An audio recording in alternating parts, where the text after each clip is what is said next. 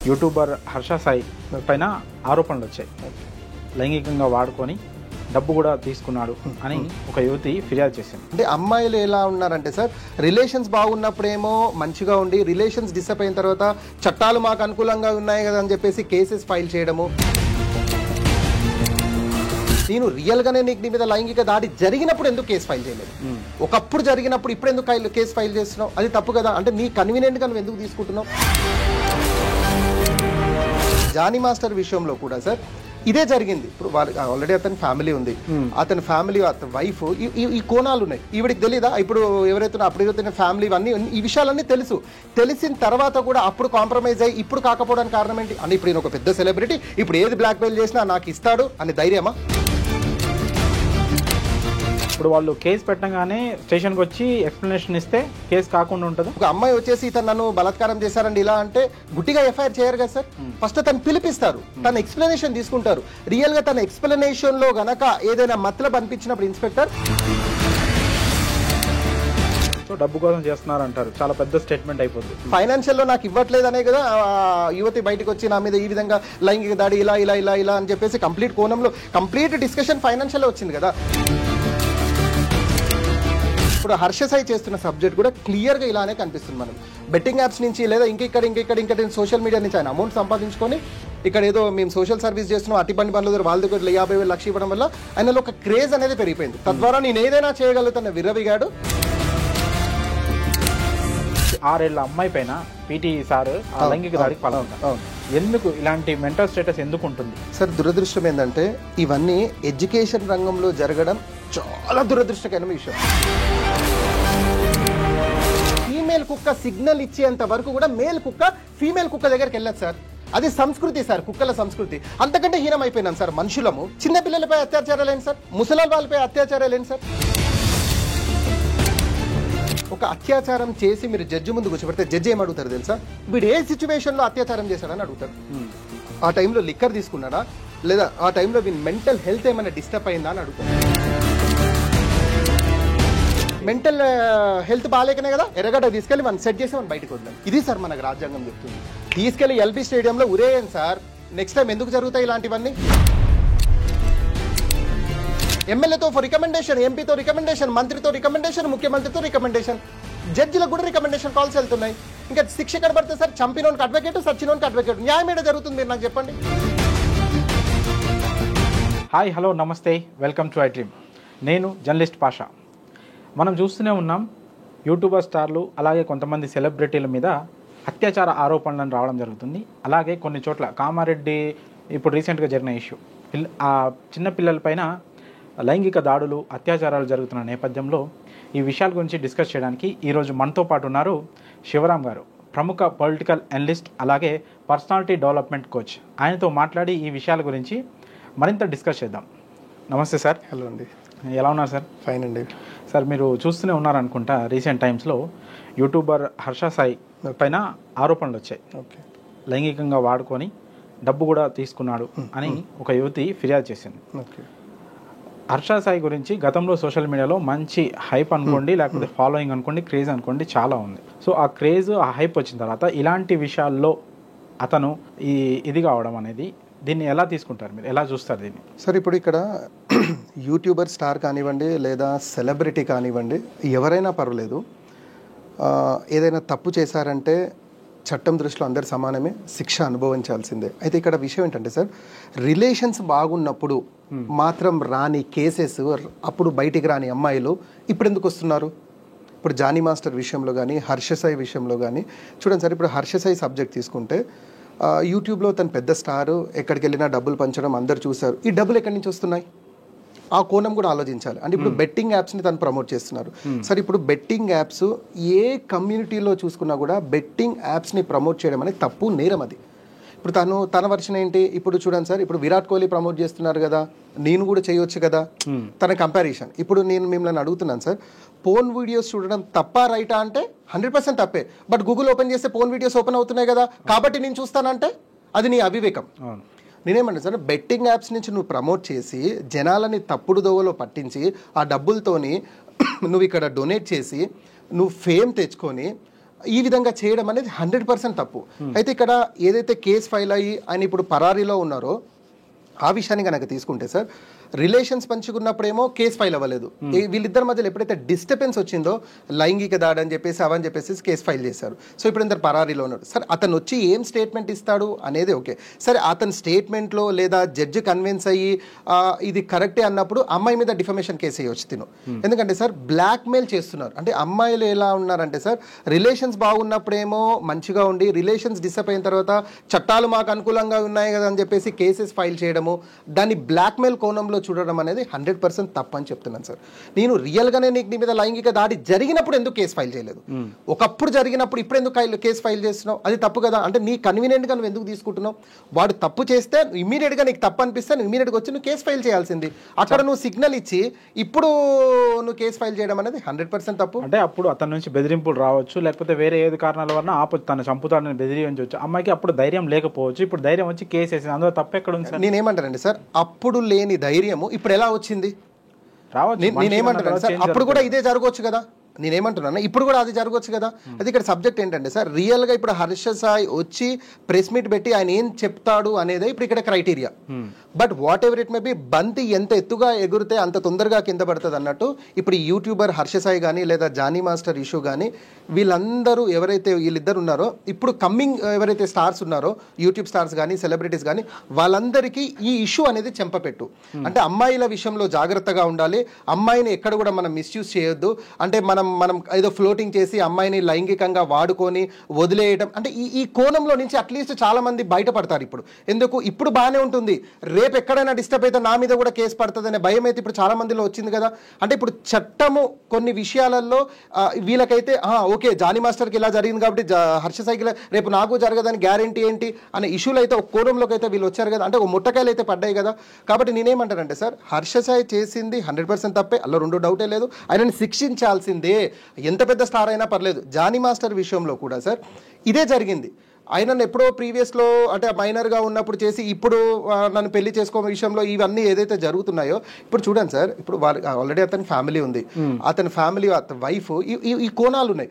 అప్పుడు తెలీదా ఈవిడికి తెలీదా? ఇప్పుడు ఎవరైతే అప్పుడు ఫ్యామిలీ ఇవన్నీ ఈ విషయాలన్నీ తెలిసిన తర్వాత కూడా అప్పుడు కాంప్రమైజ్ అయ్యి ఇప్పుడు కాకపోవడానికి కారణం ఏంటి? అని ఇప్పుడు నేను ఒక పెద్ద సెలబ్రిటీ, ఇప్పుడు ఏది బ్లాక్మెయిల్ చేసినా నాకు ఇస్తాడు అని ధైర్యమా? అది కాదు కదా సబ్జెక్ట్. ఇంకోటి జానీ మాస్టర్ చేసిన తప్పు కానీ హర్ష సాయి చేసిన తప్పు ఏంటంటే, నీ మీద కంప్లైంట్ ఫైల్ అయినప్పుడు నువ్వు మీద పిఎస్కి వెళ్ళాల్సింది, వివరణ ఇవ్వాల్సింది. ఎందుకు ఇవ్వలేదు? ఎందుకు పరారీలోకి వెళ్ళావా లేదా? దానివల్ల మెసేజ్ ఏం వెళ్ళింది? వీడు తప్పు చేశాడని మెసేజ్ వెళ్ళిందా లేదా? But whatever it may B, ఇప్పుడు నిజం ఎప్పటికైనా తెలుస్తుందని ఇప్పుడు మెల్లిమెల్లి బయట మీరు కనుక వర్షన్స్ తీసుకుంటే ఒక విధంగా జానీ మాస్టర్కి సపోర్ట్గానే లేదా హర్ష సాయికి అయితే సపోర్ట్ చేయట్లేరు. బట్ ఈ కోణంలో మెల్లిమెల్లిగా నిజాలనే అంటిల్ అన్లెస్ జానీ మాస్టర్ తర్వాత హర్ష సాయి వచ్చి బయటకు వచ్చి వాళ్ళు ప్రెస్ మీట్ పెట్టి ఇది అని చెప్పేంత వరకు ఈ విషయంలో కొంత సస్పెన్స్ ఉండడం అయితే కన్ఫర్మ్ అండి. సో ఇప్పుడు వాళ్ళు కేసు పెట్టగానే స్టేషన్కి వచ్చి ఎక్స్ప్లెనేషన్ ఇస్తే కేసు కాకుండా ఉంటుందా? అంటే ఎలా ఉంటుందంటే సార్, ఇప్పుడు ఎవరైనా వచ్చి సార్, ఇప్పుడు ఒక అమ్మాయి వచ్చేసి తను నన్ను బలాత్కారం చేశారండి ఇలా అంటే గుట్టిగా ఎఫ్ఐఆర్ చేయరు కదా సార్. ఫస్ట్ తను పిలిపిస్తారు, తన ఎక్స్ప్లెనేషన్ తీసుకుంటారు. రియల్గా తన ఎక్స్ప్లెనేషన్లో గనక ఏదైనా మతలబ్ అనిపించినప్పుడు ఇన్స్పెక్టర్ మనకెందుకులే అని చెప్పి ఎఫ్ఐఆర్ ఫైల్ చేసి కోర్టుకి సరెండర్ చేస్తారు. ఇది జరుగుతుంది. అసలు తన పరారీలో ఉన్నప్పుడు ఇంకా అవకాశమే లేదు, ఇక ఎఫ్ఐఆర్ ఫైల్ చేయాల్సిందే. ఇది చట్టం మనకు చెప్తుంది. కాబట్టి ఎఫ్ఐఆర్ ఫైల్ అయింది, రిమైండ్కి వెళ్ళారు తను. సో అంటే అన్నీ బాగున్నప్పుడు ఏమనకుండా ఇప్పుడు ఎందుకు కేసులు పెడుతున్నారు అని మీ క్వశ్చన్ రైజ్ చేశారు కదా? అవునండి. సో అంటే దానికి కారణం ఏదై ఉండొచ్చు అని మీరు అనుకుంటున్నారు? నేను అనుకోవడం అండి, ఇప్పుడు అన్నీ బాగున్నప్పుడు మీరు కేసెస్ పెట్టలేదు, రిలేషన్స్ డిస్టర్బ్ అయినట్టు ఫైనాన్షియల్ రీజన్ అయి ఉండొచ్చు, ఫేమ్ రీజన్ అయి ఉండొచ్చు, లేదా ఈ టైంలో వీళ్ళు హై పిచ్లో ఉన్నారు, ఈ టైంలో బ్లాక్మెయిల్ చేస్తే మనకు వర్కౌట్ అవుతుండొచ్చు. అంటే ఏ కోణమైన ఉండొచ్చు. అంటే నేను ఇక్కడ హర్ష సాయినో లేకుంటే జానీ మాస్టర్నో సపోర్ట్ చేయట్లేదు. వారు వచ్చి వివరణ ఇచ్చేంత వరకు క్లారిటీ రాదు ఇక్కడ ఈ కేసులో. But whatever it may B, తప్పు జరిగినప్పుడు కేసు పెట్టాలి కదా. ఇన్ని రోజుల తర్వాత కేసు పెట్టడంలో మతలబ్ ఏంటి అనేది నా ప్రశ్న. ఎవరిని బద్నాం చేద్దామని, ఎవరిని బ్లాక్మెయిల్ చేద్దామనేది మీ ఇష్యూ. ఇమీడియట్గా తప్పు జరిగింది, నీ మీద వచ్చి నువ్వు ఇమీడియట్గా కేసు ఫైల్ చేయాల్సింది. అప్పుడు చేయకుండా ఇప్పుడు కేసు ఫైల్ చేసి ఇలా చేయడం ఎంతవరకు కరెక్ట్ అనేది నా క్వశ్చన్. సో డబ్బు కోసం చేస్తున్నారంటారు, చాలా పెద్ద స్టేట్మెంట్ అయిపోద్ది. డబ్బు గురించి చేస్తున్నారంటే ఇప్పుడు డైరెక్ట్ టీవీ ఛానల్స్లో చెప్తున్నారు కదండి, నాకు ఇంత డబ్బు డిమాండ్ చేశారు, నాకు ఇంత డబ్బు, ఇలా డబ్బు గురించే జరుగుతుంది. ఫైనాన్షియల్ డిస్కషన్సే జరుగుతున్నాయి కదా. ఫైనాన్షియల్లో నాకు ఇవ్వట్లేదనే కదా యువతి బయటకు వచ్చి నా మీద ఈ విధంగా లైంగిక దాడి ఇలా ఇలా ఇలా ఇలా అని చెప్పేసి కంప్లీట్ కోణంలో కంప్లీట్ డిస్కషన్ ఫైనాన్షియల్లో వచ్చింది కదా. ఎక్కడ డిస్టర్బెన్స్ అయిందో అనేది ఇప్పుడు హర్ష సాయి క్లియర్ క్లియర్గా వివరణ ఇవ్వాల్సిన అవసరం ఉంది. తన పరారి నుంచి రావాలి, చట్టాన్ని దృష్టిలో ఆయన రావాలి, సరెండర్ అవ్వాలి. ఆయన వివరణ ఇస్తే తప్ప పోలీసులో కూడా క్లారిటీ రాదు. సో డబ్బు కోసము ఫేమ్ కోసమే చేయాల్సిన అవసరం ఉండుంటే వీళ్ళకంటే పెద్ద స్టార్లు కానీ వీళ్ళకంటే ఇంకా డబ్బున్నోళ్ళు కానీ ఎవరు కనిపించలేదంటారా? వీళ్ళనే సార్ ఇప్పుడు ఒకటి కంప్లైంట్ ఫైల్ చేసినప్పుడు గుడ్డిగా కూడా పోలీసులు కంప్లైంట్ ఫైల్ చేయరు సార్. లిటిల్ బిట్ ఎవిడెన్స్ తీసుకుంటారు. అది ఫొటోస్ రూపంలోనో ఆడియో రూపంలో కొంత ఎవిడెన్స్ అనేది సేకరిస్తారు. ఆ ఎవిడెన్స్ బేస్ మీదే పోలీసులు కంప్లైంట్ ఫైల్ చేస్తారు. ఇప్పుడు చూడండి సార్, ఇప్పుడు సెలబ్రిటీలు ఎంతో మంది ఉన్నారు, విరాట్ కోహ్లీ, చిరంజీవి, నాగ్. ఇప్పుడు టక్కున వాళ్ళ మీద కంప్లైంట్ ఫైల్ చేస్తామా? చేయలేము. తెలిసిపోతుంది పోలీస్కే వీళ్ళు ఏదో ఫేమ్ అవ్వాలని చేస్తున్నాను, పోలీస్ అక్కడ వీళ్ళని మందలించి పంపించేస్తారు. ఇక్కడ ఏంటంటే కొన్ని ఎవిడెన్స్లు వీళ్ళ దగ్గర క్లియర్గా ఉన్నాయి. జానీ మాస్టర్ సంబంధించిన ఎవిడెన్స్లు ఉన్నాయి, హర్ష సాయి సంబంధించిన ఎవిడెన్స్లు ఉన్నాయి. ఈ ఎవిడెన్స్ బేస్ మీదనే కంప్లైంట్ ఫైల్ అయింది. కానీ నేనేమంటానంటే కంప్లైంట్ ఫైల్ అని మీరు వచ్చి వివరణ ఇచ్చినుంటే ఇంత ఇష్యూ కాకపోయింది. ఇప్పటికైనా మీరు అరెస్ట్ అవుతారు. హర్ష సాయి ఇవ్వాలా కానీ రేపు కానీ దొరికినా ఆయన ఇమీడియట్గా అరెస్ట్ చేస్తారు, 14 days రిమైండ్ పంపిస్తారు, కస్టడీలోకి తీసుకుంటారు. ఏమేమి వివరణ తీసుకోవాలో 100% తీసుకుంటారు. ఆయన ఏంది బయట ఉండి ఏదో స్పాష్కి ట్రై చేస్తున్నారు, యాంటిసిపేటరీ బెయిల్కి ట్రై చేస్తున్నారేమో నేను అనుకోవడం. బట్ ఆయన రావాల్సిందే, ఎక్స్ప్లెనేషన్ ఇవ్వాల్సిందే, ఏం జరిగిందో చెప్పాల్సిందే. But whatever it may be, betting యాప్స్ని ప్రమోట్ చేయడం 100% తప్పు, క్రైమ్. దానికైనా 100% శిక్ష అనుభవాల్సిందే. ఇప్పుడు సొసైటీలో ఎలా జరుగుతుందంటే 100 రూపాయలు సంపాదిస్తే 20-30 రూపాయలు సోషల్ సర్వీస్కి ఖర్చు పెడుతున్నారు, 70 రూపాయలు వెనకేసుకుంటున్నారు. తద్వారా ఏమవుతుందంటే ఇక్కడి నుంచి వచ్చే ఫేమ్ ఇక్కడ కవర్ అవుతుంది. ఇప్పుడు హర్ష సాయి చేస్తున్న సబ్జెక్ట్ కూడా క్లియర్గా ఇలానే కనిపిస్తుంది మనకు. బెట్టింగ్ యాప్స్ నుంచి లేదా ఇంకెక్కడ సోషల్ మీడియా నుంచి ఆయన అమౌంట్ సంపాదించుకొని ఇక్కడ ఏదో మేము సోషల్ సర్వీస్ చేస్తున్నాం, అట్టి పని పనులు వాళ్ళ దగ్గర 50,000 లక్ష ఇవ్వడం వల్ల ఆయనలో ఒక క్రేజ్ అనేది పెరిగిపోయింది. తద్వారా నేను ఏదైనా చేయగలుగుతున్న విర్రవిగాడు చూస్తే 5 రోజుల నుంచి పరారీలో ఉన్నాడు. ఓకే, అయితే సినిమా ఇండస్ట్రీలో కానీ ఇలాంటి అంటే యూట్యూబ్లో ఫేమ్ ఉన్న వాళ్ళు కానీ చాలామంది ఇలాంటి కేసులలో ఇరుక్కొని ఉన్నారు. వాళ్ళు చేశారా చేయలేదా అనేది సెకండరీ, అది పక్కన పెట్టేస్తే ఒక ఫేము నేమ్ వచ్చిన తర్వాత ఆడపిల్లల్ని ఆ దృష్టితో చూసే వాళ్ళు ఇలా వాళ్ళు ఎందుకు చూస్తున్నారు? ఇలా ఆడపిల్లల్ని వాడుకోవచ్చు, ఒక ఫేమ్ నేమ్ వచ్చిన తర్వాత ఎందుకు ఆడపిల్లల్ని తక్కువ చేసి ఇలా చేస్తున్నారు అనుకుంటారు? అంటే వాళ్ళ మెంటాలిటీ ఎలా ఉంటుంది ఒక ఫేమ్ నేమ్ వచ్చిన తర్వాత? సార్ ఇప్పుడు ఒక ఫేమస్ అయిన తర్వాత ఒక వ్యక్తి నాకు తెలిసి చాలా బౌండరీస్లో ఉంటాడు. తను ఎక్కడ కూడా బౌండరీస్ క్రాస్ అవ్వడు. ఎందుకంటే ఇప్పుడు నాలో ఫేమ్ వచ్చింది, రేపు ఎక్కడైనా నేను మిస్యూజ్ చేస్తే నన్ను పోలీస్ నుంచి కానీ మీడియా నన్ను టార్గెట్ చేస్తే అనే విషయం తెలుసు వీళ్ళకి. చాలామంది ఆ బౌండరీలో ఉన్నారు. ఆ బౌండరీ దాటి కూడా కొందరు మిస్బిహేవ్ చేస్తున్నారు. సరే అక్కడ అమ్మాయిలు వారికి సిగ్నల్స్ ఇవ్వడము లేదా వీరు దాన్ని ఇంకెక్కువగా క్యాష్ చేసుకోవడం ఇలా జరుగుతున్నాయి. సార్ ఇది ఒక పెద్ద సబ్జెక్టు, దీని మీద మనం ఒక గంట చర్చనే పెట్టవచ్చు. చూడండి సార్, ఒక వ్యక్తి తప్పు చేస్తున్నాడు అంటే ఆ వ్యక్తికి 2 తెలియకపోవచ్చు సార్. ఈ తప్పు వల్ల నాకు ఇమ్మీడియట్గా ఇక్కడ శిక్ష పడుతుంది అని తెలిస్తే ఆ వ్యక్తి ఆ తప్పు పని చేయడు సార్. లేదా ఈ తప్పు వల్ల నాకు పరలోకం అంటూ ఒకటి ఉంది, అక్కడ కూడా నాకు శిక్ష పడుతుంది, అది శాశ్వతమైనటువంటి శిక్ష అని తెలుసుకోవాలి సార్. ఈ 2 లేకనే సొసైటీ అనేది పాడైపోయింది. చూడండి సార్, ఒక స్త్రీని చూడంగానే ఒక చులకన వాతావరణం ఏర్పడింది సొసైటీలో. ఎందుకు నేనేమంటానంటే సార్, ఒక స్త్రీని చూడగానే ఒక తల్లి, ఒక సోదరి, ఒక భార్య, అవునా కదా సార్? ఇప్పుడు ఒక స్త్రీ అంటే ఒక తల్లి, సోదరి, భార్య. ఇప్పుడు నువ్వు ఎవరినైతే అట్లా చులకన చూడాలనుకున్నావు, ఎవరితోనైతే ఇలా చేయాలనుకున్నావో వారు ఒకరికి తల్లి, ఒకరికి చెల్లి, ఒకరి సోదరియే కదా, భార్య కదా. ఇప్పుడు నీ తల్లితోనో నీ సోదరితోనో నీ భార్యతోనో ఎవరైనా అలా బిహేవ్ చేస్తే మనం ఊరుకుంటామా? 100%. ఈ భావన మనకెందుకు రాదు, వాళ్ళకెందుకు రావట్లేదు? నేను ఎవరితోనైతే ఇలా చేయాలనుకున్నా వారు ఒకరికి సోదరే కదా, ఒకరికి తల్లే కదా, ఒకరికి భార్య కదా అనే భావనలు మనలో రావాలి. ఆ భావన మనలో రానంత వరకు సొసైటీ బాగుపడడం చాలా కష్టం. Serial number 1. సీరియల్ నెంబర్ 2, ఏ విషయమైనా నేను ఈ తప్పు పని చేస్తున్నానంటే ఈ తప్పుకు సంబంధించి నాకు శిక్ష పడుతుంది అనే భయం మనిషిలో రావాల్సిందే. ఆ భయం రానంత వరకు మీరు మనిషిని ఎంత మోటివేట్ చేసినా కూడా సిస్టమ్ బాగుపడదు. ఓకే, ఆల్రెడీ తప్పు చేస్తే శిక్ష పడుతుంది అని చాలా కేసులు నిరూపితమైనాయి. నిర్భయ లాంటి యాక్ట్స్ కూడా వచ్చినాయి ఢిల్లీ ఘటనతో. ఇన్ని చట్టాలు ఉండగా కూడా ఎందుకు ఇంకా తప్పులు జరుగుతున్నాయి? అది కూడా చాలామంది బతికి ఆధారపడి జీవించే సినిమా ఇండస్ట్రీలో కావచ్చు, ఇంకా వేరే దాని మీద కావచ్చు. ఇన్ని కఠిన చట్టాలు ఉండగా కూడా ఎందుకు ఇంకా నేరాలు జరుగుతున్నాయి? చిన్న పిల్లల మీద కూడా లైంగిక దాడులు జరుగుతున్నాయి, అది కూడా స్కూల్స్లలో కూడా జరుగుతున్నాయి. రీసెంట్గా కామారెడ్డి ఒక స్కూల్లో నర్సరీ 6 ఏళ్ల అమ్మాయి పైన పీటీ సార్ లైంగిక దాడికి పాల్గొన్నారు. ఎందుకు ఇలాంటి మెంటల్ స్టేటస్ ఎందుకు ఉంటుంది సార్? దురదృష్టం ఏంటంటే ఇవన్నీ ఎడ్యుకేషన్ రంగంలో జరగడం చాలా దురదృష్టకరమైన విషయం. నేనేమంటాను సార్, సొసైటీ చెడిపోవడానికి ప్రధానమైనటువంటి కారణం యూత్. ఆ యూత్ అనేది స్కూల్ సెక్టార్ నుంచి స్టార్ట్ అవుతుంది. నేనేమంటానంటే సార్, స్కూల్స్లో ఎప్పటి వరకు అయితే మోరల్ వాల్యూస్తో కూడిన సిలబస్ రాదో అప్పటి వరకు పిల్లల్లో డెవలప్మెంట్ అనేది రాదు. ఇప్పటి వరకు నా పిల్లగాడు, నా బాబు, నా పిల్లలు ఇంటర్నేషనల్ స్కూల్లో చదువుతున్నారు అనే ఫీలింగ్లో ఉన్నారు తప్ప అసలు ఇంటర్నేషనల్ స్కూల్లో సిలబస్ ఏంటి, వారు ఏం నేర్పిస్తున్నారు, నా పిల్లల్లో వచ్చిన మార్పు ఏంటి అనేది ఏ పేరెంట్కి అవసరం లేదు. పొద్దున 7:30కో 8 గంటలకు స్కూల్ బస్ వస్తుందా, స్కూల్ ఎక్కిచ్చామా, మళ్ళీ 4:30కు వాడు వస్తున్నాడా, వానికి టీ స్నాక్స్ ఇచ్చామా, ట్యూషన్కి వెళ్తున్నాడా, మళ్ళీ వస్తున్నాడా, డిన్నర్ చేస్తున్నాడా, పడుకుంటున్నాడా, ఇంతవరకు నా పిల్లగాడు పలానా ఇంటర్నేషనల్ స్కూల్ తప్ప నా బాబులో మోరల్ వాల్యూస్ ఎంత ఉన్నాయి, వాటిలో దైవ భీతి అనేది ఇక్కడ వచ్చిందా రాలేదా. సరే ఒకటి గుర్తుపెట్టుకోండి, ఇప్పుడు మన భారతదేశంలో 5 సిలబస్ మీద ఎడ్యుకేషన్ రంగం ఆధారపడి ఉంది. మొదటిది స్టేట్ సిలబస్, రెండోది సెంట్రల్ సిలబస్, మూడోది ఐసిఎస్సి సిలబస్, నాలుగోది ఐబీ సిలబస్, ఐదోది ఐజీసీఎస్సి సిలబస్. ఈ 5 సిలబస్ మీద ఈ 5 సిలబస్ కూడా సార్ ఆథర్స్ వారు రాసిన పుస్తకాలే టీచర్స్ చదివి పిల్లలకి వినిపిస్తున్నారు. ఈ 5 సిలబస్లో కూడా ఎక్కడ కూడా మోరల్ వాల్యూస్ లేదు. నేను మీకు ఛాలెంజ్ చేస్తాను, రేపు మీ కెమెరా తీసుకొని ఒక ఇంటర్నేషనల్ స్కూల్కి వెళ్దాం, ఎక్కడ మోరల్ వాల్యూస్ ఉన్నాయి ఈ సిలబస్లో? తల్లిదండ్రుల పట్ల రెస్పెక్ట్ ఏంటి, పేరెంట్స్ మన రిలేషన్స్కి ఇవ్వాల్సిన రెస్పెక్ట్ ఏంటి, మనల్ని చూస్తున్నాడు, మనల్ని పుట్టించిన దేవుడు ఉన్నాడు, మనల్ని చూస్తున్నాడు, ఈ తప్పు చేస్తే రేపు లెక్క చెప్పుకోవాల్సి వస్తుంది అనే భయం ఎక్కడ క్రియేట్ అవుతుంది? సరే ఇప్పుడు భయమే గనక క్రియేట్ కానకుంటే వాడు ఎలా మారుతాడు? ఈ తప్పు చేస్తే నాకు ఈ పనిష్మెంట్ ఉంది అని వాడికి తెలిసినప్పుడు వాడు 100% మనలో మార్పు ఉంటుంది.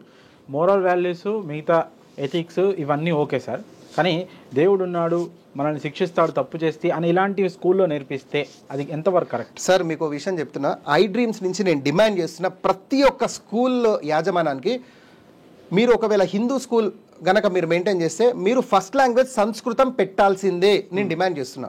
ఒకవేళ మీరు ఇస్లామిక్ స్కూల్ మెయింటైన్ చేస్తే మీరు ఫస్ట్ లాంగ్వేజ్ అరబీ పెట్టాల్సిందే. నేను ఎందుకు చెప్తున్నా అంటే సార్, మంచి చెడు మనకు గ్రంథాలలో ఉన్నాయి.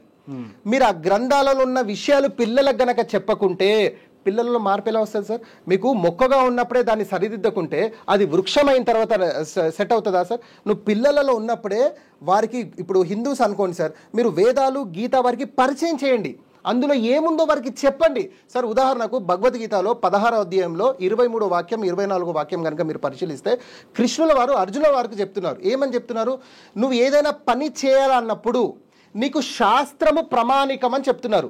శాస్త్రాన్ని గనక నువ్వు దాని ప్రకారంగా నువ్వు ఆచరణ ఉంటే ఇహలోకంలో నీకు మోక్షం ఉంటుంది, పరలోకంలో మోక్షం ఉంటుంది. అదే 24 వాక్యం పరిశీలిస్తే ఒకవేళ శాస్త్రాన్ని వదిలి గనక నా ఇష్టం వచ్చినట్టు నేను గడుపుతాను అనుకుంటే నీకు ఇహలోకంలో మోక్షం తప్పదు, పరలోకంలో కూడా నీకు శాశ్వతమైన నరకం ఉంటుందని భగవద్గీత బోధిస్తుంది సార్. ఇలాంటి వర్సెస్ మనకి ఎన్నో ఉన్నాయి. నేనేమంటానండి సార్, ఇప్పుడు భగవద్గీత వేదాసనంగానే దూరం అయిపోతున్నాం మనం. ఎందుకు దూరం అయిపోతుంది? ఇక్కడ లాంగ్వేజ్ ప్రాబ్లం, అది సంస్కృతంలో ఉంది, మనకు ఆ ప్రాబ్లం ఉంది. మనం తెలుగులోకి ట్రాన్స్లేట్ చేస్తున్నాం, పోనీ అలానే చదువుతున్నాం, అలా చదివే పరిస్థితి ఎందుకు? స్కూల్లోనే సిలబస్ లేదు సార్. నువ్వు స్కూల్లో అట్లీస్ట్ ఒక 1 అవర్ పెట్టండి, గీతా క్లాసెస్ పెట్టండి, వేదా క్లాసెస్ పెట్టండి, ఇక్కడ అరబీ క్లాసెస్ పెట్టండి, ఖురాన్ క్లాసెస్ పెట్టండి, అక్కడ బైబుల్ క్లాసెస్ పెట్టండి అంటున్నా. పెట్టి హ్యూమానిటీ, అసలు స్క్రిప్చర్స్లో హ్యూమానిటీ ఏముంది అక్కడ వాళ్ళ పిల్లలలో వాళ్ళకి విత్తనం వేయండి, వారిలో ఒక మంచితనం అనేది బయటపడుతుంది. నువ్వు పిల్లలను ఇప్పుడు విత్తనం వేయకుండా వాడు 7th 8th 9th 10th inter degree వాడు రౌడీ అయిపోతున్నాడు సార్. నేను ఇప్పుడు మీకు ఒక క్వశ్చన్ అడుగుతాను, మీరు చెప్పండి.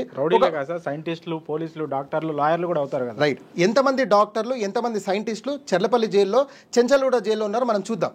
నేనేమంటానంటే సార్, ఒక పల్లెటూరు తీసుకుంటే ఒక దొంగ ఉన్నాడు సార్, ఒక దొంగ, వాడు అస్సలు అన్ఎడ్యుకేటెడ్, వానికి ఏబిసిడి కూడా రాదు. బట్ ఆ దొంగ వల్ల ఆ పల్లెటూరుకు, ఆ పర్టికులర్ ఊరికే ప్రమాదం. ఈ కోణం ఇంకో కోణంలో చూసుకుంటే అదే పల్లెటూరులో ఒక దొంగ ఉన్నాడు సార్, వాడు బీటెక్ చదివి వాడు మంచి ఐటీ స్టాండర్డ్స్లో టాప్ చదువుకున్నాడు సార్, వాడు దొంగనే. వాని వల్ల ఎవరికి ప్రమాదం తెలుసా సార్? ప్రపంచానికి ప్రమాదం. ఎందుకు? వాడి నాలెడ్జ్ వాడు ఐటీ రంగంలో పెట్టి ఆన్లైన్ మోసాలు చేస్తాడు వాడు. ఇక్కడ మరి ఎడ్యుకేషన్ తప్పందామా సార్? దొంగని తప్పందామా? ఎడ్యుకేషన్లో ఎప్పుడైతే మోరల్ వాల్యూస్ రావో అప్పటి వరకు సొసైటీ బాగుపడడం కష్టము అని చెప్తున్నాను సార్. నేను మిమ్మల్ని అడుగుతున్నాను, బీఎడ్ టీచర్స్ ఉన్నారు, ఎంఎడ్ టీచర్స్ ఉన్నారు ఇంటర్నేషనల్ స్కూల్స్లలో. B Ed M Ed teachers text books లేకుండా పాఠాలు చెప్తున్నారా, టెక్స్ట్ బుక్స్తో పాఠాలు చెప్తున్నారా? టెక్స్ట్ బుక్స్తోనే. మరి నేను మిమ్మల్ని అడుగుతున్నాను సార్, నాకు నా అమ్మ నాన్న లేదా నా గురువులు, నా పంతులు లేదా నా పాస్టర్లు, నా మౌలానాలు వాళ్ళు ఏది చెప్తారు తీసేసుకుందామా? మనకంటూ ఒక గ్రంథం లేదా? వేదంటే గ్రంథం బేస్డ్గా మాకు చెప్పండి, రిఫరెన్స్ ఇచ్చి చెప్పండి, మేము యాక్సెప్ట్ చేస్తాం. సార్ సొసైటీ బాగుపడాలంటే మంచి చెడు మనకున్నది దేవుడిచ్చిన న్యాచురల్ సోర్స్ గ్రంథాలు సార్. మీరు హిందువా, వేదాలను నమ్మండి. మీరు క్రిస్టియనా, బైబిల్ని తీసుకోండి. మీరు ముస్లిమా, ఖురాన్ని తీసుకోండి. అవి పక్కన పెట్టేసి మీరు ఆర్టిఫిషియల్కి అలవాటు పడిపోతే ఆర్టిఫిషియల్లో మోరల్ వాల్యూస్ లేవు. సో ఇప్పుడు జరిగే దారుణాలకన్నీ కూడా ల్యాక్ ఆఫ్ మోరల్ వాల్యూస్ వల్లే అంటారు. మోరల్ వాల్యూస్ లేకపోవడము, మనని పుట్టించిన దేవుడు మనని చూస్తున్నాడు అనే భయం లేకపోవడము, రేపు ఈ తప్పు చేస్తే నాకు ఈ పనిష్మెంట్ ఇమీడియట్గా ఉంటుంది అని మన భారతదేశంలో ఉన్న చట్టాలు కూడా లేకపోవడమే ఈ తప్పులకు జరిగే ఇన్ని అనర్థాలు సార్. ఇప్పుడు మీరు ఒక చిన్న ఎగ్జాంపుల్ తీశారు, చిన్న పాపల అత్యాచారం. నేను అడుగుతున్నాను సార్, నేను ఒక చిన్న ఎగ్జాంపుల్ ఇచ్చి మీకు చెప్తాను. ఒక డాగ్ సార్, ఒక మేల్ డాగ్, ఒక ఫీమేల్ డాగ్, ఒక కుక్క సార్, ఫీమేల్ కుక్క సిగ్నల్ ఇచ్చేంత వరకు కూడా మేల్ కుక్క ఫీమేల్ కుక్క దగ్గరికి వెళ్ళదు సార్. అది సంస్కృతి సార్, కుక్కల సంస్కృతి. అంతకంటే హీనం అయిపోయినాం సార్ మనుషులము. చిన్నపిల్లలపై అత్యాచారాలు ఏంటి సార్, ముసలి వాళ్ళపై అత్యాచారాలు ఏంటి సార్, ఏంటిది అంటే? ఒకప్పుడు అరే కుక్కలాగా చేయకరా అని చెప్తుండే, ఇప్పుడు కుక్కలు అలా చెప్పుకోవాల్సిన పరిస్థితి వచ్చింది. అమ్మో మనుషుల్లాగా చేయకరా అనే పరిస్థితి వచ్చింది. కుక్కగానే ఇంగితగానం లేదా సార్ మనకు? అంత టూ మచ్, అంత దిగజారిపోయినామా సార్ మనము? ఎంత టూ మచ్ అంటే తెలుసా? అస్సలు చిన్నపిల్లలు, నేను ఏమంటానండి సార్, ఒకటి గుర్తుపెట్టుకోండి, ఇవన్నిటికీ కారణాలు సార్ సెక్స్. వాని కామం ఏదైతే తీర్చుకోవాలో సార్, దేవుడు సృష్టించినప్పుడు ప్రతిదానికి జత ఇచ్చాడు సార్. మేల్ ఫీమేల్ ఇచ్చుకోండి. దాన్ని మనం రైట్ వేలో తీర్చుకోవాలా. ఇప్పుడు నేనేమంటానండి సార్, ఒక మేల్ ఉన్నారు, ఒక ఫీమేల్ ఉన్నారు. వాస్తవంగా మనం న్యాచురల్గా మాట్లాడుకుంటే ఒక 17, 18, 19 ఇయర్స్కి వాళ్ళలో ఒక కోరికలు అనేవి పుడుతున్నాయి. ఫీమేల్స్లో కూడా అదే. అంటే ఇక్కడ మనకు రాజ్యాంగం మనకు ఒకటి ఇచ్చింది, ఇక్కడ ఫీమేల్ 18, మేల్ 21 ఇచ్చారు. నేనేమంటాను, అట్లీస్ట్ ఆ ఏజ్ తర్వాత అయినా ఒక 1-2 ఇయర్స్కి పెళ్లి చేయండి. ఈ ఇల్లీగల్ రిలేషన్షిప్ నుంచి బయటపడతారు, ఇలాంటివి విషయాలు బయటపడతారు. ఇప్పుడు సార్ జడ్జి కోణం ఎలా ఉంటుందంటే, ఒక అత్యాచారం చేసి మీరు జడ్జి ముందు కూర్చోబెడితే జడ్జి ఏం అడుగుతారు తెలుసా? వీడు ఏ సిచ్యువేషన్లో అత్యాచారం చేశాడని అడుగుతాడు. ఆ టైంలో లిక్కర్ తీసుకున్నాడా, లేదా ఆ టైంలో వీళ్ళ మెంటల్ హెల్త్ ఏమైనా డిస్టర్బ్ అయిందా అని అడుగుతారు. ఈ 2 రీజన్లో ఏదో ఒక రీజన్ వీళ్ళు పెట్టేస్తారు సార్. సార్ మేడం ఆ టైంలో వీడు లిక్కర్ తీసుకున్నాడు, లిక్కర్ తీసుకుంటేనే కదా వీడు చేసింది, సో దానికి పనిష్మెంట్ ఇచ్చి వీళ్ళు వదిలేయండి. మెంటల్ హెల్త్ బాగాలేకనే కదా ఎర్రగడ్డ తీసుకెళ్ళి మనం సెట్ చేసి మనం బయటకు వదలండి. ఇది సార్ మనకు రాజ్యాంగం చెప్తుంది. తీసుకెళ్ళి ఎల్బీ స్టేడియంలో ఉరేయండి సార్. నెక్స్ట్ టైం ఎందుకు జరుగుతాయి ఇలాంటివన్నీ? లిక్కర్ ప్రొవైడ్ చేసేది గవర్నమెంటే కదా సార్. యాక్చువల్గా ఇప్పుడు ఒక తప్పు చేస్తే ఆ మనిషిని మార్చాలి, అతని మెంటల్ కండిషన్ని మార్చాలి తప్ప చంపడం ఒకటే కరెక్ట్ కాదు, చంపడమే దానికి సొల్యూషన్ కాదని నమ్మే వాళ్ళు కూడా చాలా మంది ఉన్నారు సార్. ఇలాంటి వాళ్ళ వల్లే దేశానికి ప్రమాదం. సార్ మీరు జెన్యున్గా ఒక అత్యాచారం చేసిన వ్యక్తిని తీసుకెళ్ళి మీరు ఉరేయండి సార్. మీరు ఫర్దర్గా చెప్తున్నాను కదా, ఇంకొక కొన్ని జనరేషన్స్ వరకు ఇలాంటి అత్యాచారాలు మన దేశంలో జరగవు. అలా ఎలా చెప్తాం సార్? మన దగ్గర ఎన్కౌంటర్ జరిగిన విషయం మీకు తెలిసిందే కదా తెలంగాణలో. అవును అది నిజమైన ఎన్కౌంటర్ అయినా సార్? ఇప్పుడు మీరు చెప్తేది ఇక్కడ కదా, శంషాబాద్ చెప్తున్నారు కదా మీరు, అది కరెక్ట్గా దోషులు శిక్షించబడ్డారా సార్? ఇంకోటి ఎన్కౌంటర్ జరిగింది ఎప్పుడు జరిగింది సార్? నేనేమంటానంటే ఎన్కౌంటర్ ఎక్కడో సీక్రెట్గా ఇలా చేసి ఇలా చేతులు తిప్పుకోవడం కాదు. ఇప్పుడు కూడా సజ్జనార్ గారు దాని పేషి అటెండ్ అవుతున్నారు. ఓకే, ఆయన అటెండ్ అవుతున్నారు. ఇక్కడ పాయింట్ ఏంటంటే, ఒక నేరం జరిగిన వాళ్ళకి ఇగో ఇలా శిక్ష పడుతుంది, కాల్చి చంపుతారు అనే ఒక మెసేజ్ అయితే జనాల్లోకి వెళ్ళింది. ఎలా వెళ్ళింది సార్? ఎన్కౌంటర్ ఏమన్నా డైరెక్ట్గా ఈ నేరం చేసినందుకు ఎన్కౌంటర్ చేశారా సార్ సజ్జనార్ గారు? ఆ నేరం చేసినందుకే కదా వాళ్ళని అరెస్ట్ చేసి ఎన్కౌంటర్లో ఏదో విధంగా అయితే. తప్పు సార్. నేరం చేసినందుకు ఎన్కౌంటర్ చేసినట్టుగా నాకు ఒక్క ఆధారం చూపించండి. వారిచ్చిన వివరణ ఏంటి? వీరు నా దగ్గర నుంచి పారిపోతుంటే నేను సరే, నియత అది వేరు, అంటే వారి ఇంటెన్షన్ అది వేరు, కానీ వారు చెప్పడం అయితే లేదు. నేనేమంటానండి సార్, డైరెక్ట్ చట్టమే తీసుకురండి సార్. ఇవన్నీ ఎందుకు డిస్కషన్స్? చట్టమే తీసుకురండి. అత్యాచారం, చిన్న పిల్లలు అత్యాచారం చేసినా లేదా పెద్దవాళ్ళపై అత్యాచారం చేసినా ఇమీడియట్గా తెలంగాణలో ఈ పనిష్మెంట్ ఉందో చట్టం తీసుకురండి సార్. హైడ్రా ఎందుకు తీసుకొచ్చారు మరి? ఏ చట్ట పద్ధతితో తీసుకొచ్చారు సార్ మీరు హైడ్రా? తీసుకురండి, చట్టం తీసుకురండి. ఎంతోమంది కుటుంబాలు బాగుపడతాయి కదా సార్. ఈ తప్పు చేస్తే ఈ పనిష్మెంట్ ఉందని ఎప్పుడైతే పబ్లిక్లోకి ప్రజల్లోకి వెళ్తుందో వాడు తప్పు చేయడానికి భయపడతాడు సార్. ఆ భయం ఎక్కడుంది అని అడుగుతున్నా నేను. ఎమ్మెల్యేతో రికమెండేషన్, ఎంపీతో రికమెండేషన్, మంత్రితో రికమెండేషన్, ముఖ్యమంత్రితో రికమెండేషన్, జడ్జిలకు కూడా రికమెండేషన్ కాల్స్ వెళ్తున్నాయి. ఇంకా శిక్ష ఎక్కడ పడుతుంది సార్? చంపినోనికి అడ్వకేట్, సచ్చినోనికి అడ్వకేట్. న్యాయం ఏడ జరుగుతుంది మీరు నాకు చెప్పండి. న్యాయం జరగాలి కదా. న్యాయం ఎక్కడ జరుగుతుందంటే సార్, ఇహలోకంలో చట్టం గనక కఠినమైన చట్టాలు ఉంటే ఇక్కడ న్యాయం జరుగుతుంది సార్. అబ్రాడ్లో ఎందుకు జరగట్లేదు సార్? న్యూజిలాండ్ తీసుకోండి, క్రైమ్ రేట్ తీయండి, యూకే తీయండి, యూఎస్ తీయండి, సౌదీ తీయండి సార్ క్రైమ్ రేట్. అక్కడ ఎందుకు క్రైమ్ రేట్ తక్కువ ఉన్నాయి? మన దగ్గర ఎందుకు క్రైమ్ రేట్ ఎక్కువ ఉన్నాయి సార్? చట్టాలు కఠినంగా ఉన్నాయి అంటారా? కఠినంగా ఉన్నాయి, ఇంప్లిమెంట్ చేస్తున్నారు సార్. అక్కడ మన దగ్గర చేయలేకపోతున్నారు. మీరు డేటా తీయండి, గూగుల్ డేటా తీయండి. చట్టాలు మన దగ్గర లేవా? ఉన్నాయి, కానీ దాన్ని మిస్యూజ్ చేస్తున్నారు సార్. అదే ప్రాబ్లం. మిస్యూజ్ కాకుండా మీరు పోలీస్కి పవర్ ఇవ్వండి సార్. చట్టాలు ఎందుకు ఇంప్లిమెంట్ కావు నేను మీకు చెప్తాను. స్కూళ్ళల్లో మీరు చెప్పినట్టు మన మతపరమైన సంబంధించిన ఒక సబ్జెక్ట్ లాగా, ఒక సిలబస్ లాగా పెట్టాలంటున్నారు. కానీ అసలు దేవుడే లేడు ఆయన నమ్మే వాళ్ళు కూడా చాలామంది ఉన్నారు. వాళ్ళకేం సమాధానం చెప్తారు సార్? ఇప్పుడు నేను స్కూళ్ళల్లో మతపరమైన సబ్జెక్ట్స్ పెట్టండి అని అనట్లేదు సార్. నేర్చుకోవాలంటే హిందూస్కి అయితే గీత చెప్పండి, ముస్లిమ్స్కి అయితే ఖురాన్ గురించి చెప్పండి. అప్పుడు వాళ్ళలో మోరల్ వాల్యూస్ పెరిగి ఇలాంటి నేరాలు తగ్గుతాయి అన్నారు కదా. అవును. స్కూల్ అంటే జ్ఞానం ఇచ్చేది లాగా ఉండాలి. అవును సార్. అంతేగాని ఈ గ్రంథం ఉంది దీన్ని నమ్మండి, ఇందులో ఇది ఉంది ఇది నమ్మండి అని చెప్పడం ఎంతవరకు కరెక్ట్? సార్ ఇప్పుడు టీచరు ఫస్ట్ పీరియడ్ నుంచి 7th పీరియడ్ వరకు ఇది నమ్మండి అని చెప్పారు సార్. టీచర్ డ్యూటీ టీచింగ్ చేయాలా. నేనేమంటానండి సార్, వేదం అంటేనే నాలెడ్జ్. మీరు సంస్కృతంలో వేదం అంటున్నారు, నేను ఇంగ్లీష్లో నాలెడ్జ్ అంటున్నాను. నాలెడ్జ్ పిల్లలకి ఇవ్వండి అని చెప్తున్నా. తీసుకుంటారా తీసుకోరా పిల్లల మీద ఆధారపడి ఉంటుంది. మీరు ఇవ్వడం అయితే మీ రెస్పాన్సిబిలిటీ కదా. అయినా వేదం ఏం చెప్తుంది అనేది ఇక్కడ ఇష్యూ కదా సార్. ఖురాన్ ఏం చెప్తుందని ఇష్యూ కదా, బైబిల్ ఏం చెప్తున్న ఇష్యూ కదా. బాబు మనల్ని పుట్టించిన దేవుడు ఒకడు ఉన్నాడు, ఆయన చూస్తున్నాడు, వింటున్నాడు. మనం చేసే ప్రతి పని రికార్డ్ అవుతుంది. మంచి అయితే మంచి ప్రతిఫలం, చెడు అయితే చెడు ప్రతిఫలము. పేరెంట్స్కి రెస్పెక్ట్ ఇవ్వాలి, రిలేషన్స్కి రెస్పెక్ట్ ఇవ్వాలి, బంధుత్వ సంబంధాలు తెగ్గొట్టొద్దు. ఇలా మోరల్ వాల్యూసే కదా సార్ ఇచ్చేది. దీంట్లో ఇబ్బంది ఎక్కడ ఉందని అడుగుతున్నాను నేను. దీంట్లో ఇబ్బంది ఏంటి? ఇబ్బంది లేదే.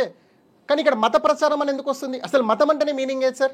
మతం అంటేనే అభిప్రాయము. నా అభిప్రాయం సార్, నా అభిప్రాయం నేను మీకు చెప్తున్నా. అంటే నా మతాన్ని నేను మీకు చెప్తున్నాను.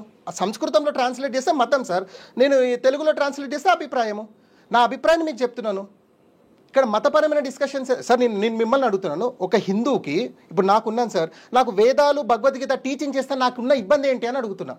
ఒక కృష్ణుల వారు ఇలా చెప్పారని నాకు చెప్తే నాకున్న ఇబ్బంది ఏంటి? ఒక రహీం ఉన్నారు, అరే మొహమ్మద్ ప్రవక్త ఇలా చెప్పాడు అని చెప్తే వానికి వచ్చిన ఇబ్బంది ఏంటి? ఒక జోసెఫ్ ఉన్నాడు, అరే యేసు వారు ఇలా చెప్తున్నారా మీరు ఇలా చేయండి అంటే ఇబ్బంది ఏంటి? ఇబ్బంది డిస్కషన్ ఎక్కడ వచ్చింది? ఇక్కడ ఇబ్బంది ఏం లేదు. ఇప్పుడు మోరల్ వాల్యూస్ నేర్చుకోవాలంటే ఇవి చదవాలి, పిల్లలకి ఇవి నేర్పియాలని మీరు చెప్తున్నారు. అలాగే చట్టాలు కఠినంగా ఉండాలని చెప్తున్నారు. అవును. ఈ రెండిట్లో ఏది ఎక్కువ ఇంపాక్ట్ చూపిస్తుంది సార్? ఈ రెండిట్లో ఏది ఎక్కువ ఇంపాక్ట్ అంటే పిల్లలలో మోరల్ వాల్యూస్ ఎక్కువ ఇంపాక్ట్ చూపిస్తుంది సార్. ఫస్ట్ సీరియల్ నెంబర్ 2, ఒకవేళ ఇప్పటికే స్కూలు కాలేజ్ అయిపోయి బయట తిరుగుతున్న వాళ్ళు ఎవరైతే ఉన్నారో చట్టాలు కఠినంగా, వాళ్లకు ఒక మెసేజ్ వెళ్ళాలి.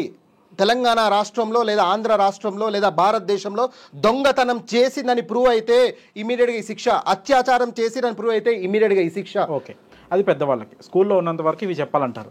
మీరు ఎగ్జాంపుల్గా చెప్పిన న్యూజిలాండ్ కానీ ఇంకా వేరే కంట్రీస్ కానీ అక్కడ ఎలాంటి స్కూళ్ళల్లో ఇలాంటి మతపరమైన బోధనలు జరగవు.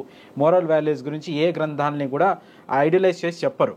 సో అక్కడ క్రైమ్ రేట్ లేదు సార్. అక్కడ 2 జరుగుతాయి సార్. ఇప్పుడు నేను మీకు చెప్పిన కంట్రీస్లో నేను రీసెర్చ్ చేసిన విషయాలే మీకు చెప్తున్నా.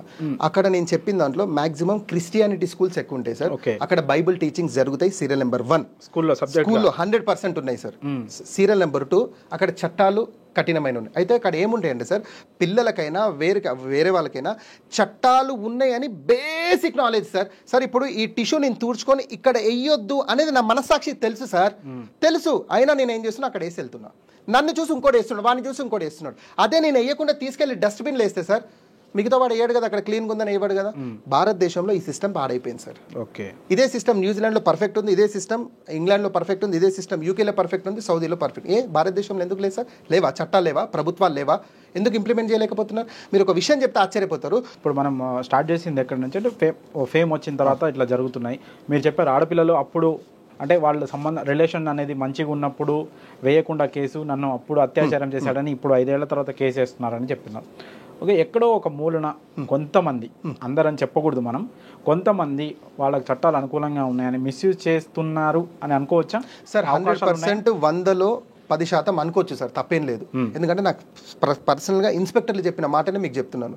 మిస్యూజ్ చట్టాలు మిస్యూజ్ జరుగుతున్నాయి సార్. అట్రాసిటీ కేసు మిస్యూజ్ జరగట్లేదా సార్? 100% మిస్యూజ్ జరుగుతున్నాయి సార్. చట్టాలు అంతే, దాన్ని బేస్ చేసుకునే కదా వీళ్ళు బ్లాక్మెయిల్ చేస్తున్నారు. అలా అని చెప్పి అందరూ అలా చేస్తున్నారు, నేను అందరిని అలా అనట్లేను.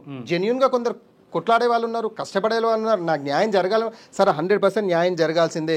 స్త్రీ హక్కు సార్, 100% ఆమె హక్కులు, ఆమె పోరాడాల్సిందే. ఆమెకు మనం 100% సపోర్ట్ చేయాల్సిందే. హర్షసాయి విషయంలో అమ్మాయి కానీ, జానీ మాస్టర్ విషయంలో అమ్మాయి కానీ 100% వారి పక్షాన మనం ఉండాల్సిందే, కొట్లాడాల్సిందే. బట్ న్యాయం వారి వైపు ఉంటే 100% మనం కొట్లాడాల్సిందే. తప్పు చేసి ఉంటే వాళ్ళకి శిక్ష పడాలి, 100% పడాలి. లేదు ఇంటెన్షనల్గా తప్పు చేయకుండా ఉంటుంటే ఇప్పుడు పరారీలో ఉన్న హర్షసాయి ఏ విధంగా పోరాటం చేయాలి సార్? ఇప్పుడు హర్షసాయి తప్పు చేయలేదు అనుకుందాం కొద్దిసేపు, ఆయన ఏం చేయాలండి సార్? ఇమీడియట్గా ఇప్పుడు సరెండర్ అవ్వాలి. ఆయన అరెస్ట్ చేయడం తథ్యం, 14 days రిమైండ్ పంపిస్తారు. అతను పేషీస్లో లేదా కస్టడీలో అతని వివరణ తను ఇచ్చుకోవాల్సిందే. సార్ ఇలా జరిగింది, ఇలా చెప్పాల్సిందే. అతను చెప్పిన దాంట్లో నిజాయితీ ఉంటే 100% న్యాయస్థానం యాక్సెప్ట్ చేస్తుంది, అడ్వకేట్లు ఒప్పుకుంటారు, పోలీస్ డిపార్ట్మెంట్ కూడా ఒప్పుకుంటారు. మరి ఎందుకు పారిపోయావంటే సార్ ఇలా సార్ ఆయన ఏదో చెప్పుకుంటాడు, నాకు భయం వేసింది సార్, లేదా నేను జైలుకి వెళ్తాను, ఏ విషయాల్లో చెప్పుకోవచ్చు. లేదా ఆయన చెప్పిన దాంట్లోనే తప్పు ఉంది అనుకుంటే మాత్రం 100% శిక్షిస్తారు. అయితే ఇక్కడ విషయం ఏంటంటే సార్, ఒకటి లైంగిక దాడి అయితే, ఒక రెండోది బెట్టింగ్ యాప్. ఓకే, ఈ 2 ఇష్యూస్ ఉన్నాయి.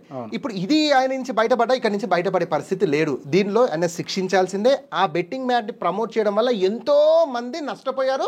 ఆ నష్టపోయిన వాళ్ళు కూడా నిన్న పోలీస్ కేసు పెట్టారు. ఓకే, ఇది ఇప్పుడు ఆయన మీద అడిషనల్ కేసెస్ ఉన్నాయి. నేను ఇక్కడ ఖచ్చితంగా శిక్షించాలంటున్నా, అక్కడ కూడా శిక్షించాల్సిందే. సార్ ఒకటే గుర్తుపెట్టుకోండి సార్, నీ భార్య కానంత వరకు ఏ స్త్రీని ముట్టుకునే రైట్స్ నీకు లేవు అని చెప్తున్నా. అది హర్ష సాయి కానీ జానీ మాస్టర్ కానీ. ఓకే, నీ భార్య అవుతేనే నువ్వు తనని టచ్ చేయాలి. నీ భార్య కానప్పుడు టచ్ చేసే రైట్స్ నీకు ఎక్కడివి అని అడుగుతున్నా. ఆ అమ్మాయి సపోర్ట్ చేసినా కూడా నువ్వు టచ్ చేయొద్దు. నీ తెలివి ఎక్కడికి పోయింది? నువ్వు తింటున్న అన్నం కాదు, అన్నమే తింటున్నావు కదా, ఏం తెలివి లేదా అప్పుడు నీకు? అరే ఈ తప్పు, ఇది తప్పురా, నాకు ఆల్రెడీ భార్య ఉంది, ఇది తప్పు, లేదా ఆల్రెడీ నాకు పెళ్లి కాలేదు, ఇలా చేయడం తప్పు, తెలియదా మరి నీకు? అప్పుడు రిలేషన్స్ బాగున్నాయి, ఇప్పుడు ఎక్కడో డిస్టర్బ్ అయింది, అమ్మాయి వెళ్ళింది, లాస్ అయింది ఎవరు? అంటే అమ్మాయి కేసు పెడుతుందనే భయం ప్రతి ఒక్క సెలబ్రిటీకి కలగాలి అని చెప్తున్నా నేను. అందరికీ ఇది ఒక మొట్టకాయ లాంటి సబ్జెక్ట్ అని చెప్తున్నా. ఓకే, జానీ మాస్టర్ మీద పోక్సో యాక్ట్ కింద కూడా కేసు నమోదైంది. సో చాలా టఫ్, చాలా కఠినమైన చట్టం అది. సో దాని కింద ఇప్పుడు జానీ మాస్టర్కి బెయిల్ ఎప్పటి వరకు వచ్చే అవకాశం ఉంది? వచ్చినా కూడా ఎలాంటి కండిషన్స్తో బెయిల్ వస్తుంది? సార్ కండిషన్స్ అనేది దేశం దాటొద్దు, రాష్ట్రం దాటొద్దు, బేసిక్గా కండిషన్స్ ఉంటాయి. సాక్షులను తారుమారు చేయొద్దు అంటారు. ఒక విధంగా బెయిల్ నాకు తెలిసి అయితే నాన్ బెయిలబుల్ సార్, బెయిల్ వచ్చే అవకాశం అయితే తక్కువ ఉంటుంది. ఒకవేళ తను ఏదన్నా లేదు సార్ ఈ విషయంలో జడ్జిని కన్విన్స్ చేయగలిగితే, అంటే వారు అడ్వకేట్ జడ్జిని కన్విన్స్ చేయగలిగితే, అప్పుడు అపోనెంట్ ఎవరైతే అడ్వకేట్ ఉన్నారో వారు ఆ వాదనకు కూడా అంగీకరించినట్లయితే బెయిల్ వచ్చే అవకాశం ఉంటుంది. బట్ బెయిల్ వచ్చినా షరతులో కూడుకున్నటువంటి బెయిల్ వస్తుంది. నాకున్న ఇన్ఫర్మేషన్ ఈ మధ్యకాలంలో అయితే రాదు. Okay, thank you so much sir. Me valuable టైంని మా కోసం ఇచ్చి ఇంతసేపు చాలా విలువైన విషయాలు మాతో పంచుకున్నందుకు థ్యాంక్ యూ అండి.